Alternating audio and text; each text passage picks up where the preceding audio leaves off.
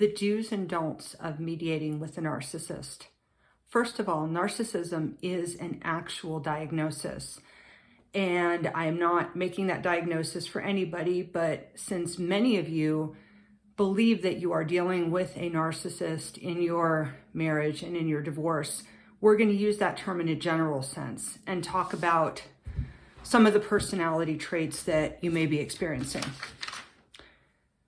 First thing I would say here is do not mediate on your own. Now, nobody is nicer than a narcissist who wants something from you, so I'm sure you're getting a hard sell and a hard push on that.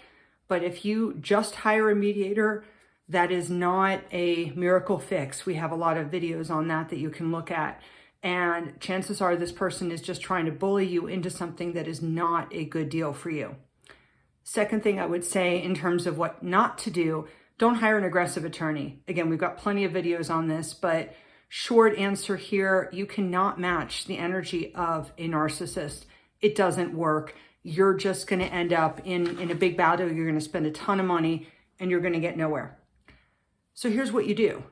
You hire somebody that's effective, somebody that's strong enough to stand up to a narcissist, and the attorney they hire, who probably will have those traits too, that isn't going to cower in a corner, that isn't going to back down, that isn't going to get overly aggressive, that's just going to keep going, stay on a steady course, and try to either resolve the matter or prepare for trial.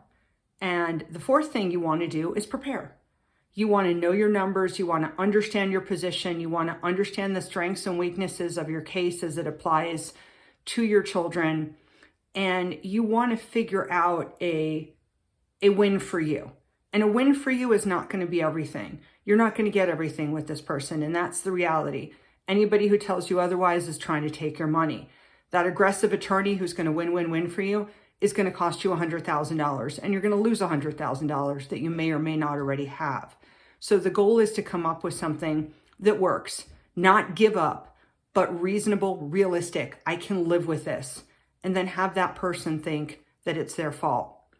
As always, I welcome your comments and I would love to hear your thoughts on this. Thank you.